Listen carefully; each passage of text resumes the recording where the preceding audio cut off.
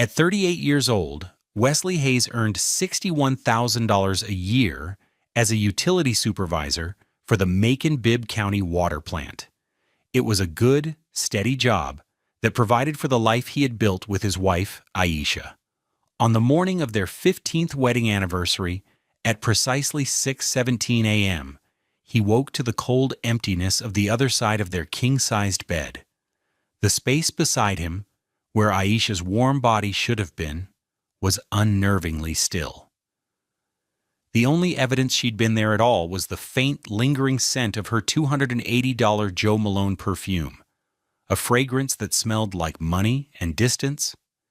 He found her in the kitchen, a silhouette of rigid posture against the soft morning light filtering through the bay window.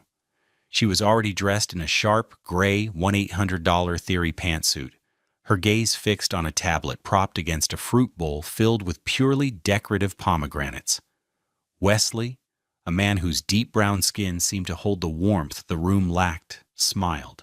His locks, which he'd been growing for a decade, were tied back neatly. "Happy anniversary, baby," he said, his voice soft.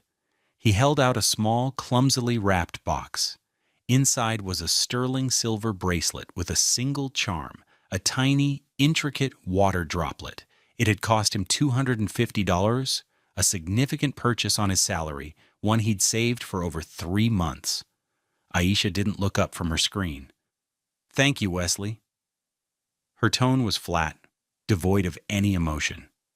She slid a thin, pristine white envelope across their polished $4,000 quartz countertop. It wasn't a card. It was a business envelope, crisp and impersonal. "I have something for you, too." He picked it up. It felt strangely heavy, weighted with more than just paper. Inside, he found a sheaf of documents, stapled neatly at the corner. The header was stark: "Petition for dissolution of marriage." He scanned the dense legal text, his heart beginning a slow, heavy drum against his ribs. His name. Her name. Boilerplate language about irreconcilable differences. He felt the air leave his lungs, a silent whoosh of shock that left him lightheaded. This was her anniversary gift. After 15 years, after he'd worked overtime for the down payment on this very house, after he'd supported her through night school and the launch of her consultancy, this was the culmination. A stack of papers designed to dismantle their life as efficiently as possible. He looked at her, searching for some sign of the woman he had married, the woman whose laughter used to fill their small first apartment on College Street. But the face that met his was that of a stranger, her expression a mask of cool indifference. She had made a devastating calculation, assuming his simplicity was a weakness she could exploit. She had no idea how wrong she was. What does a man do when his world is methodically dismantled on the morning it's meant to be celebrated? Do you shout? Do you cry? Do you throw the papers back in her face? Wesley did none of those things. He simply looked down at the documents, then back at his wife, and the barest hint of a smile touched his lips. It was a small, sad, and terrifyingly calm expression. Their beginning was nothing like this cold, sterile morning. 15 years ago, Wesley and Aisha were a team. They lived in a cramped 900-square-foot apartment off Vineville Avenue that always smelled of garlic and his Auntie Rose's Sunday cooking. Wesley was already with the city, earning a modest $38,000 a year, but his shifts were steady, his benefits solid. Aisha had a dream. She wanted to be a business consultant, a powerful black woman in a world of stuffy suits. He believed in her with a fierce and unwavering loyalty. He remembered the night she'd spread her textbooks across their worn, $400 secondhand dining table, her face etched with exhaustion. "I don't know if I can do this, Wes. The MBA program is killing me, and working part-time. It's too much." He had come up behind her, gently massaging her shoulders. Her natural hair, then a beautiful puff of tight coils, was soft beneath his hands. "You can do this," he had told her, his voice a low rumble of confidence. I'll pick up some overtime shifts. You quit the part-time job. Just focus on school. We'll make it work." And they did. For 2 years, he worked 60-hour weeks, the smell of chlorine from the water plant clinging to his work clothes.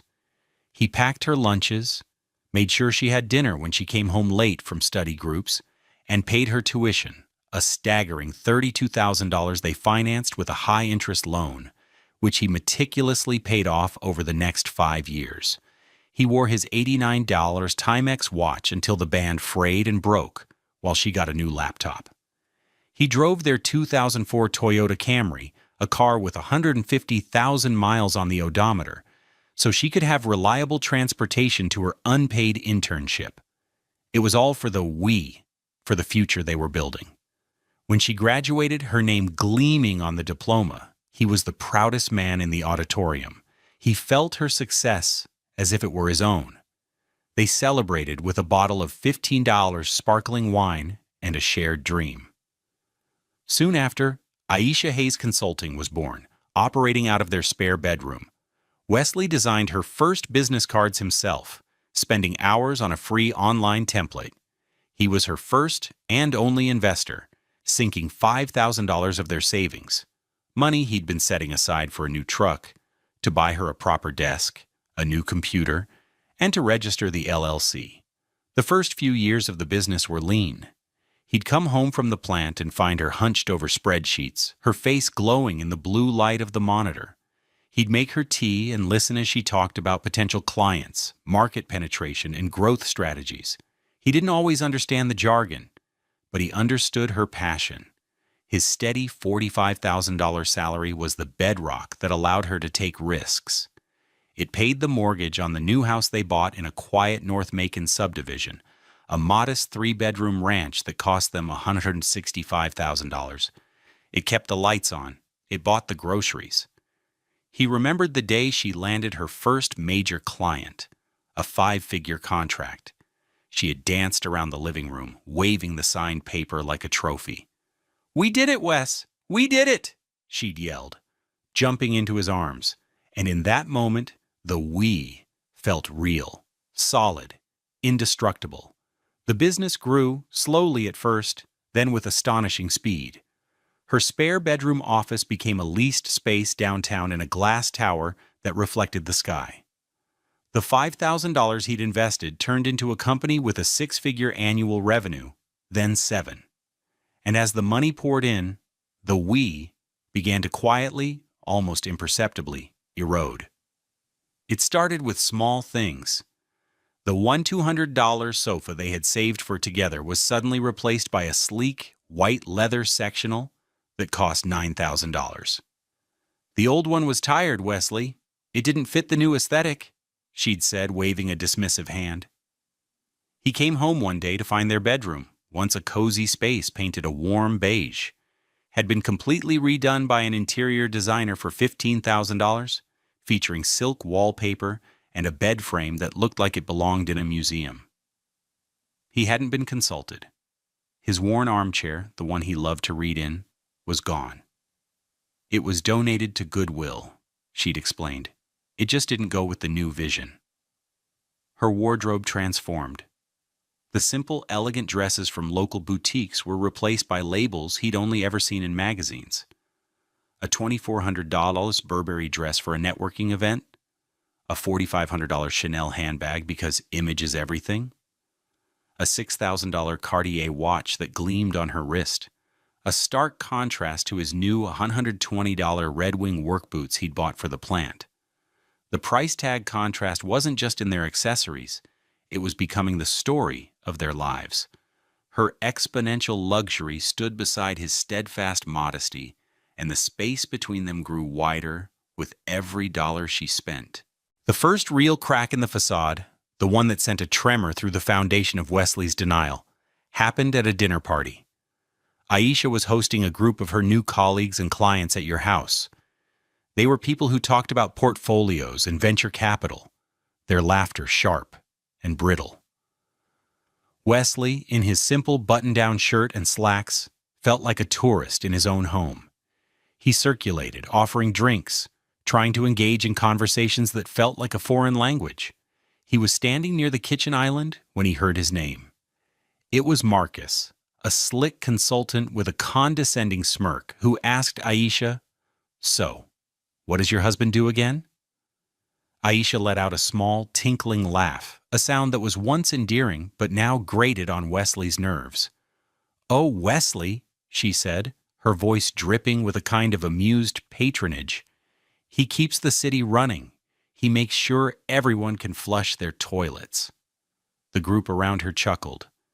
It wasn't a mean laugh, but it was worse. It was dismissive. It reduced his career, his steady, essential work, to a punchline.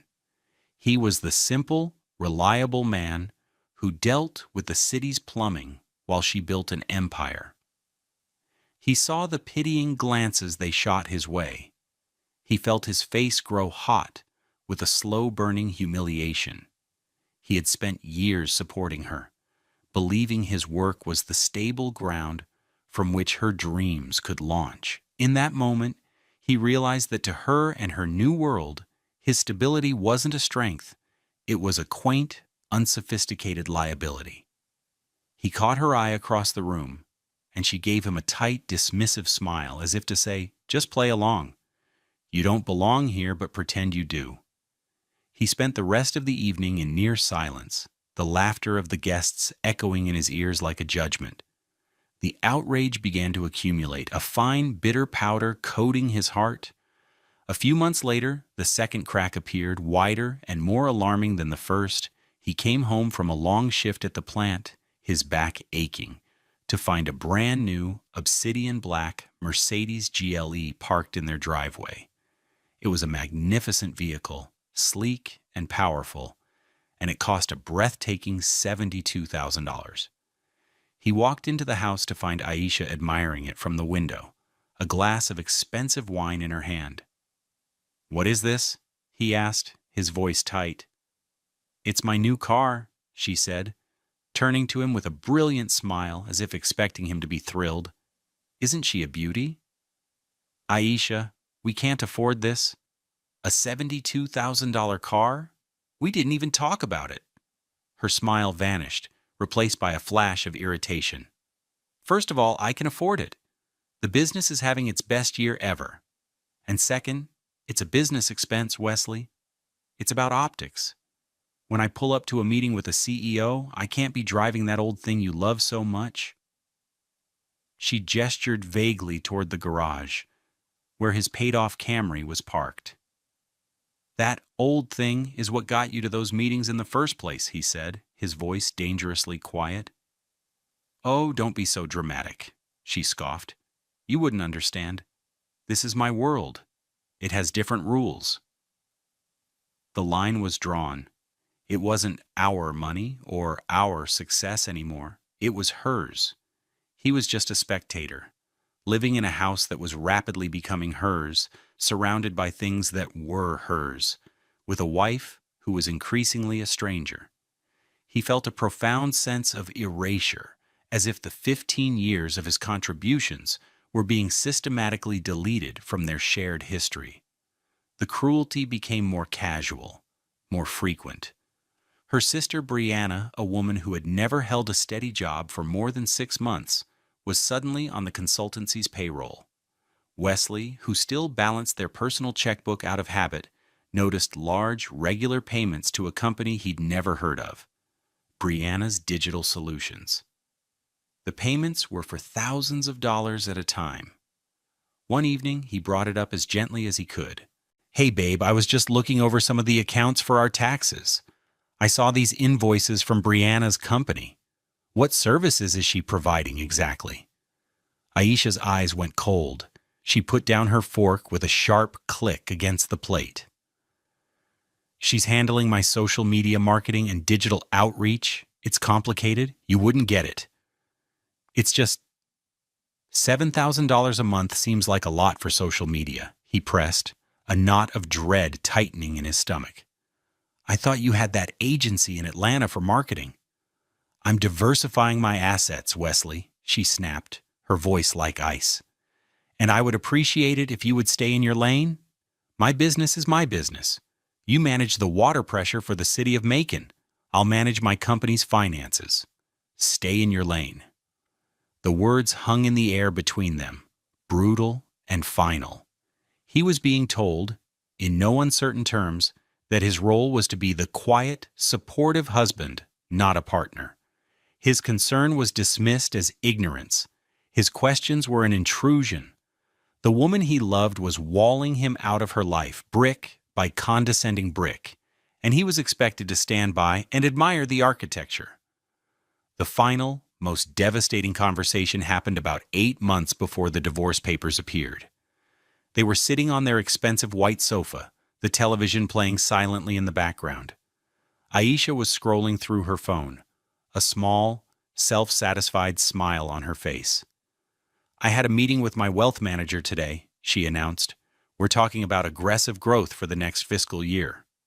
"That's great," Wesley said, trying to sound enthusiastic. She looked at him, her eyes appraising him with a chilling detachment. He said, "The key to explosive growth is knowing when to shed dead weight. You have to be ruthless. Cut out anything, or anyone, that isn't contributing to the forward momentum." He nodded, assuming she was talking about underperforming stocks or inefficient business practices. "That makes sense. You have to be smart." "Exactly," she said, turning her attention back to her phone. "You have to be willing to make the hard, clean cuts. No emotion, just business." He had no idea she was talking about him. He had no idea that he was the dead weight she was planning to shed. He was the anchor to a past she was desperate to leave behind, a past of shared struggles, overtime shifts, and a 2004 Toyota Camry. He was a walking, breathing reminder of a time when she needed him. And as her need for him faded, so too did her love, replaced by a cold, pragmatic ambition that had no room for loyalty. The outrage in his heart was no longer a fine powder. It was a solid, heavy stone. And he knew, with a certainty that chilled him to the bone, that something was terribly, fundamentally broken. He just didn't know how deep the rot went, but he was about to find out. The discovery did not happen in a flash of dramatic confrontation. It arrived quietly under the hum of a computer fan in the sterile silence of their home office at 9:22 p.m. on a Tuesday in March. The date was March 12th. Rain lashed against the windows, a steady, mournful rhythm that matched the growing disquiet in Wesley's soul. Aisha was out at another networking dinner, an increasingly common occurrence. He was alone in the house that felt more like a showroom than a home, surrounded by her expensive taste. A $120 diptyque candle burned on the edge of the desk, its scent of baize thick and cloying. He was doing their taxes, a ritual he'd maintained for all 15 years of their marriage. It was the one financial task she still ceded to him, likely because she found it tedious. He had her business financials open on one screen, the official ones, prepared by her high-priced accounting firm. Everything looked pristine, professionally managed, but a nagging feeling, born from her stay-in-your-lane comment, wouldn't leave him alone. On the bookshelf, amongst binders labeled with corporate-sounding titles, was a simple, unlabeled manila folder. It was tucked behind a row of books on market strategy. His curiosity, now a sharp and painful instrument, got the better of him. He pulled it down. The paper was cool to the touch. Inside was a small stack of invoices and bank statements. The invoices were from Brianna's Digital Solutions, just as he'd seen in the bank records. But these were different. They were printed on cheap paper, the kind you buy in a 500-sheet ream from Staples for $8. He looked at one, dated February 1st. Social media and SEO services, $7,250. He then looked at the corresponding bank statement, which showed a wire transfer for that exact amount. Then his eyes caught something else. Tucked behind the invoices was another folder. This one a glossy, high-quality document from Apex Marketing Group, the Atlanta firm she'd mentioned. He opened it, and there it was. An invoice, also dated February 1st, for Comprehensive Digital Marketing Campaign, Q1. The line items were detailed, specific, and professional, and the total at the bottom was a staggering $21,150, which was exactly 3 times $7,250. It was a quarterly payment. His blood ran cold. He pulled up the business bank account records on his laptop. He saw the $21,750 payment to Apex Marketing Group on February 5th. He also saw the $7,250 payment to Brianna's Digital Solutions on February 7th. Aisha wasn't diversifying her assets. She was paying a real firm for the work and then paying her sister a third of that amount again for absolutely nothing. It was a blatant, shameless scheme to siphon money from her own company, money that was legally a marital asset. He started digging, his movements becoming frantic. He went back to the bookshelf and found another binder. This one labeled B Invoices, Paid. He opened it. Inside were more invoices from Brianna. They were more professional looking, printed on heavy cardstock. They were the fakes, the ones created for a paper trail. He cross-referenced the dates. For every legitimate quarterly payment to Apex, there was a corresponding monthly payment to Brianna, totaling the exact same amount over the 3-month period. She wasn't just stealing. She was meticulously creating a fraudulent accounting system to cover her tracks. He felt a wave of nausea. The air in the room suddenly felt thin. The expensive candle scent was suffocating. He leaned back in the $2,000 ergonomic chair she had insisted on buying, his hands trembling. This wasn't just about a fancy car or a dismissive comment. This was a calculated, long-term betrayal. This was fraud. She wasn't just building her own future. She was funding it with money stolen from their shared present, all while planning to discard him. The dead weight. The man who made sure the toilets flushed. His mind flashed back through the years, the overtime shifts, the frayed watch band, the pride he felt at her graduation. It all curdled into a feeling of profound foolishness. He had been a willing partner in his own diminishment. He had held the ladder for her, and now that she had reached the roof, she was preparing to kick it over. The rain beat against the glass, a relentless, accusing sound. In that moment, the love he had held for her for 15 years didn't just die. It shattered, leaving behind something cold, hard, and sharp. The quiet, accommodating Wesley was gone, and in his place, a different man began to form, a man who now understood the rules of her world. It was just business. The next morning, the sun streamed into the kitchen, illuminating the dust motes dancing in the air. Aisha was already up, dressed for the gym, in a $300 Lululemon outfit. She was making a smoothie, the blender whirring with an aggressive industrial sound. Wesley walked in, his heart a cold, heavy stone in his chest. He had barely slept. He had spent the night staring at the ceiling. The invoices and bank statements seared into his memory. This was the first test. He had to act normal. He had to become the man she believed him to be. Simple, unobservant, content. "Morning," he said, his voice a little hoarse. He cleared his throat. "Sleep well?" "Like a baby," she said, not looking at him. She poured the green sludge into a glass. "Big day today. Meeting with the board of that new tech startup." He took a deep breath. "That's great. Hey, I finished up the tax prep last night. Everything looks good, babe. Just a few more things to sort out on the business side, but it's all straightforward." He forced a smile, a hollow imitation of his usual warmth. It was the first conscious lie, the first brick in his own wall. Every word felt like ground glass in his mouth. She barely registered his comment. "Good. Just get it done. Send me the forms when they are ready to sign." She rinsed her glass, placed it in the $3,000 Miele dishwasher, and walked out of the kitchen without another word. He watched her go, his smile frozen on his face. The performance was exhausting, but he knew with chilling certainty it was necessary. She had underestimated him his entire life. It was time to let that underestimation become his greatest weapon. He spent the next 7 months living a double life. By day, he was Wesley Hayes, the dependable water plant supervisor, the man who quietly went about his duties. He talked to his team about pressure gauges and filtration systems. He came home, asked Aisha about her day, and listened to her stories of corporate triumphs and boardroom battles.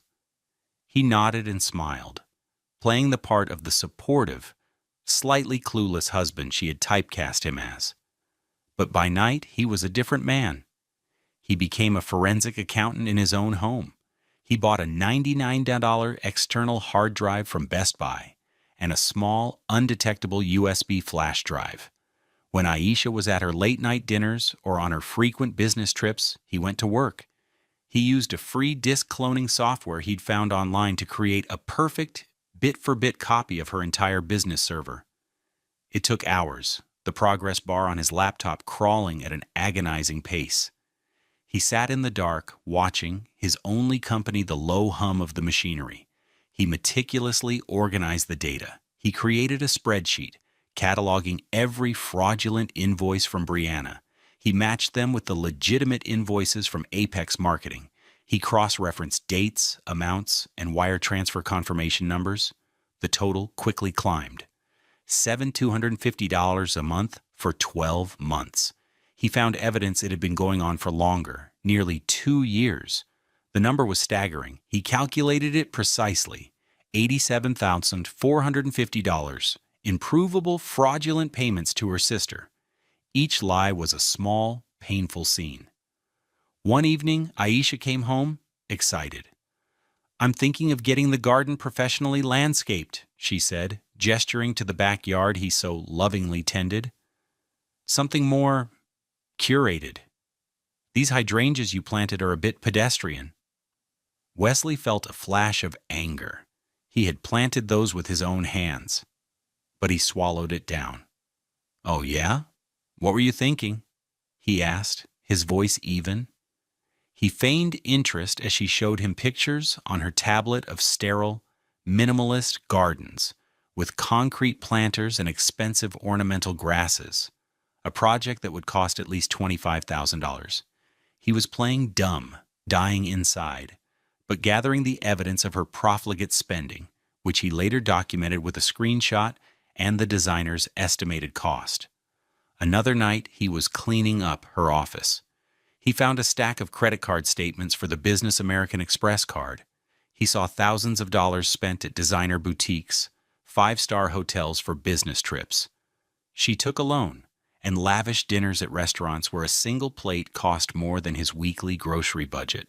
He took pictures of every single statement with his phone, the quiet click of the shutter sounding like a gunshot in the silent house.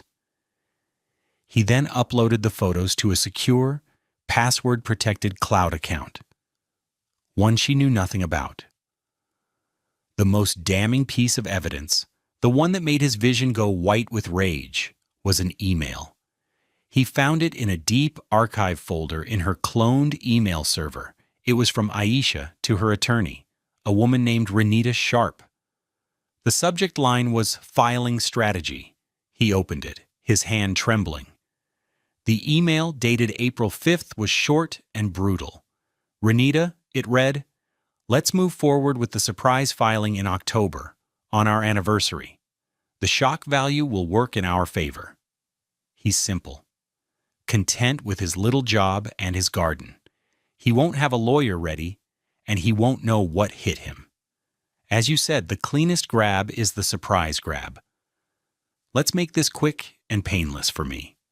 I want the house, the business, and a clean break. He can have his Camry. He had to read it 3 times before the words fully sank in. He's simple, his little job. He won't know what hit him. It was a verbatim confession of her intent, her contempt, and her strategy. She had been planning this for months, coordinating with a lawyer who encouraged this predatory tactic. He saved the email as a PDF, labeling it Exhibit C. The calm he had been cultivating for months settled over him. No longer an act, but a genuine state of being. The hurt was still there, but it had been transmuted into something else. A cold, clear, and unshakable resolve. He was no longer a victim. He was a strategist. His first call was not to a divorce lawyer advertised on a billboard. He spent 2 days researching, looking for someone discreet, methodical, and relentless. He found David Chen, a solo practitioner whose small office was located in a nondescript brick building on the edge of downtown Macon. Chen wasn't flashy, but his reputation was impeccable, particularly in cases involving financial fraud within family law. His online reviews spoke of his quiet intensity and his mastery of forensic accounting. Wesley took a half day of personal time from the plant, telling his supervisor he had a dentist appointment. He walked into Chen's office at 2 p.m. on a Thursday. The waiting room was simple, a few comfortable chairs, a pot of coffee, and stacks of financial journals. David Chen himself was a compact man in his 50s, with sharp eyes that seemed to see everything. He wore a simple suit, no flashy watch or designer tie. His fee was $450 per hour. Wesley sat down and, without any preamble, laid out his story. He didn't speak of his hurt feelings or his broken heart. He spoke of facts, dates, and numbers. He pulled out the $99 external hard drive and connected it to his laptop. "Here is a complete clone of my wife's business server," he began. "Here is a spreadsheet I've prepared, detailing $87,450 in fraudulent invoices paid to her sister over a 22-month period." He showed Chen the invoices, the bank statements, the credit card bills detailing personal expenses run through the business. He showed him the photos of receipts, the documentation of her lavish spending. And then he opened the final file. "And this," Wesley said, his voice dropping to a near whisper, "is an email from my wife to her attorney, Renita Sharp, dated April 5th of this year." Chen read the email, his expression unreadable. He read it once, then a second time. He leaned back in his chair, steepling his fingers. The room was silent for a long moment. Finally, he looked at Wesley, and for the first time, a flicker of something, respect perhaps, showed in his eyes. "Mr. Hayes," Chen said slowly, "this is not a divorce case. This is a corporate fraud case that happens to involve a marriage. The petition she is planning to file is utterly irrelevant." "What does that mean?" Wesley asked. "It means her surprise grab is predicated on the assumption that your marital assets will be divided according to standard Georgia law.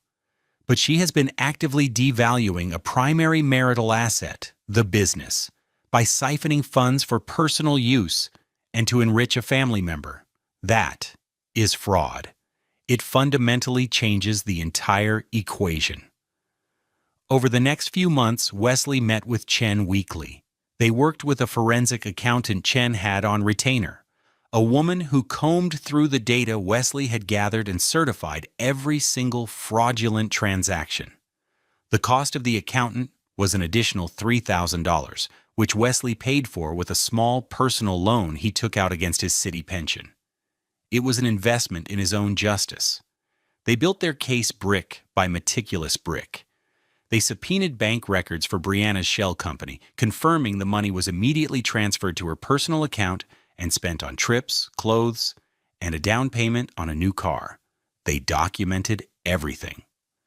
Chen's team drafted their own petition for dissolution of marriage, but this one was different. It didn't cite irreconcilable differences. It cited fraud, dissipation of marital assets, and conspiracy. It was a legal bomb, primed and ready. "The key," Chen advised during their final meeting in early October, "is strategic restraint. Let her make the first move. Let her serve you with her boilerplate papers. Let her believe she has you cornered. She's planning to do it on our anniversary, Wesley said, the words tasting like ash. October 28th. Chen nodded grimly. Of course she is. Theatrics. It's meant to destabilize you emotionally, make you reactive and sloppy. We will not be reactive. We will be prepared. They finalized the plan. Chen's petition was drawn up, complete with a detailed list of exhibits, the fraudulent invoices, the bank records, the credit card statements, and the crown jewel, Exhibit C, email correspondence. They had 2 copies printed, bound, and placed in official legal envelopes, one for Wesley, one to be filed with the court the moment Aisha's petition was served.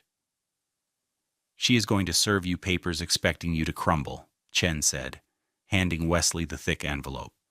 Instead, you are going to hand her this. You will not yell. You will not argue. You will be calm. You will simply state the facts. Her plan relied on your ignorance. Your power comes from her complete and total lack of awareness that you know everything. Wesley took the envelope. It felt heavy, not with paper, but with 7 months of silent suffering, meticulous planning, and the cold, hard weight of justice. He was ready. He had played the part of the simple man for the last time. The morning of October 28th arrived, gray and damp. The scene in the kitchen unfolded exactly as he had rehearsed in his mind for months. The coldness from her side of the bed, the sharp suit, the impersonal envelope slid across the counter. When he took the papers from her, the shock he performed was a masterpiece of acting. He allowed his hands to tremble slightly. He let his eyes widen. He looked at her, his expression a perfect mask of bewildered pain. I don't understand, Aisha, he stammered, his voice catching. On our anniversary? She gave a small, impatient sigh, a sound he now recognized as the prelude to a rehearsed speech. Wesley, please don't make this difficult. We've just grown apart. It's been coming for a long time. I need more from life than this. She made a vague gesture that encompassed him, their home, their entire shared history. I've already spoken to an attorney. It's all very straightforward. We sell the house, split the assets. It's for the best. He looked down at the papers, then back at her. You booked a reservation at the Vine tonight, he said, his voice small. It was a famous, expensive restaurant in Vineville they had gone to for their first anniversary, back when they had to save for 2 months to afford it. I thought we could have one last dinner, she said, her tone softening with a patronizing sympathy he now saw for what it was. For the 15 years, a civilized end, he nodded slowly. Okay, Aisha, one last dinner. All day at the plant, he moved as if in a dream. His colleagues wished him a happy anniversary, and he thanked them with a tight smile. He went through the motions of his job, his mind 1,000 miles away, in the quiet, elegant dining room of the Vine. In his locker, tucked away in his gym bag, was the manila envelope from David Chen's office. That evening, he dressed carefully. He chose a simple but well-made navy suit from Brooks Brothers that he'd bought for his father's funeral 5 years ago. It had cost him $300 then, and it was still the nicest thing he owned. He shined his best dress shoes. He looked at himself in the mirror, at the quiet resolve in his eyes. The man looking back at him was not a victim. He arrived at the restaurant first.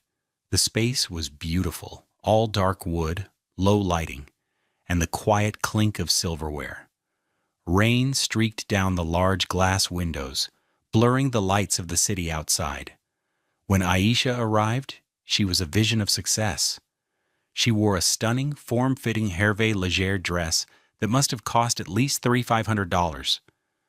Diamonds glittered at her ears and throat. Her hair was styled in an elegant, intricate updo of twists that showcased her luminous, deep brown skin. She looked like a woman who had already won. The dinner was an exercise in surreal tension. She did most of the talking, laying out her plans for the future, as if he were a departing employee receiving an exit interview. She spoke of expanding the consultancy to Atlanta, of buying a condo in Buckhead, of trips to Europe. It was all I, me, and my. He listened, nodding occasionally, pushing his expensive food around his plate. He ordered a bottle of their best champagne, a $400 bottle of Dom Perignon. "To the future," he said, raising his glass. "To new beginnings," she replied, a triumphant gleam in her eye. Finally, after the main courses were cleared, the waiter approached with dessert menus. "We won't be needing those," Wesley said calmly, looking not at the waiter, but at his wife. "But thank you." The waiter retreated. Aisha raised an eyebrow. "In a hurry to get this over with?" "Not at all," Wesley said. He reached down beside his chair and picked up his briefcase. He placed it on his lap, opened it, and pulled out the thick, professional manila envelope. It was a stark contrast to the flimsy one she had given him that morning. He slid it across the white tablecloth. It came to a stop directly in front of her. "I actually have something for you, too. An anniversary gift." She looked at the envelope, a flicker of confusion crossing her face. "What is this?" "You're right," he said, his voice even and devoid of all emotion. "We should finalize this tonight. I agree. This is just a more accurate version of the paperwork." She picked it up. It was heavier than hers. She slid her manicured finger under the flap and pulled out the contents. He watched her face, every micro-expression, as she read. He saw her eyes scan the title.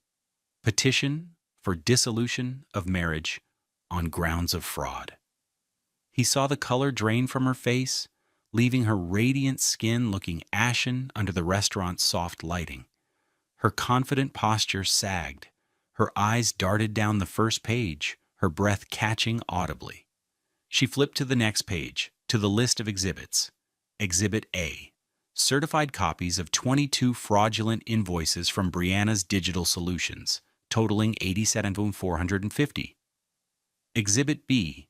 Forensic accounting analysis of business accounts, demonstrating systematic dissipation of marital assets. Exhibit C.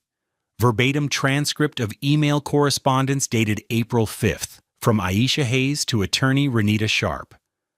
Her head snapped up, her eyes wide, with a mixture of disbelief and pure, unadulterated horror. She looked at him as if seeing him for the first time. The simple man, the man who fixed toilets, was gone. In his place sat a stranger, calm, collected, and holding the power to ruin her completely. "My copy is already signed," Wesley said quietly, his voice cutting through the ambient noise of the restaurant. He leaned forward slightly. "I thought, since we're being so efficient, we could just use this one. It supersedes your filing. Fraud takes precedence over irreconcilable differences." And then he delivered the final, devastating blow, repeating the words from her own email, words he had memorized, words that had fueled him for 7 months. "After all," he said, a ghost of a smile playing on his lips, "the cleanest grab is the surprise grab. Isn't that right?" Her mouth opened, but no sound came out.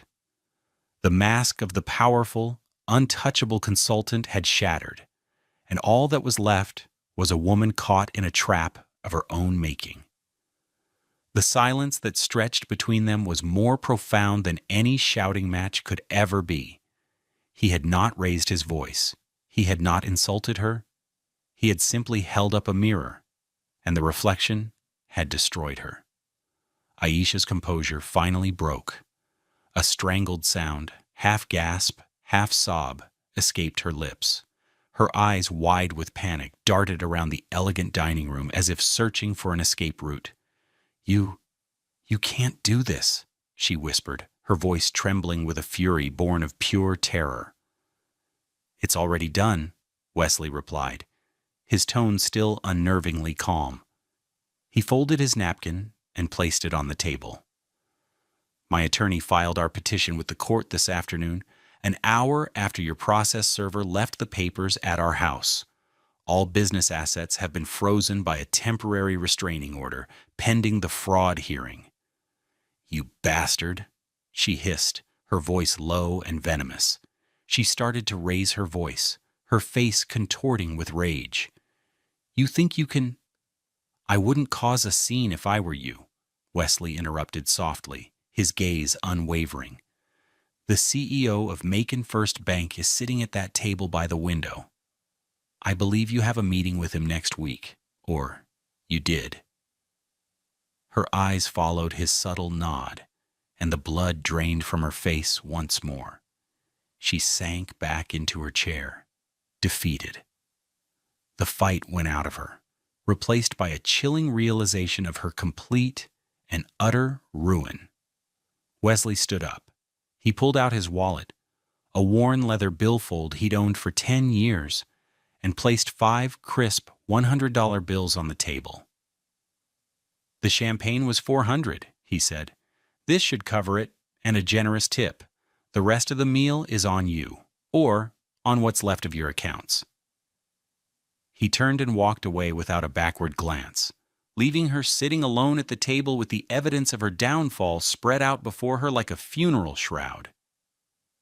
The voicemail started before he even got to his car. The first one, left at 8:54 p.m., was pure, sputtering rage. How dare you? Who the hell do you think you are, Wesley? You have no idea who you're messing with. My lawyer will tear you apart. You will get nothing. Do you hear me? Nothing. The second, at 9:12 p.m., was a pivot to justification, a frantic attempt to rewrite her own narrative. You don't understand business. Those payments to Brianna were legitimate. It was a consulting fee. You've twisted everything. This is a misunderstanding, and you've blown it all up over nothing. The third message, at 9:45 p.m., arrived after she had clearly spoken to her attorney, Renita Sharp. The tone was no longer angry. It was pure, unadulterated panic. Wesley, please, call me back. We need to talk. My lawyer, Renita said. She saw the email. Wesley, please, we can fix this. Don't do this. The fourth, just after midnight, was pleading. The confident, powerful consultant was gone, replaced by a desperate, crying woman. 15 years, Wes. Doesn't that mean anything to you? I made a mistake. I was stupid. I was scared. Please, I'm begging you, don't take my company. It's all I have. It's my whole life. He listened to each message, his face impassive. He felt nothing.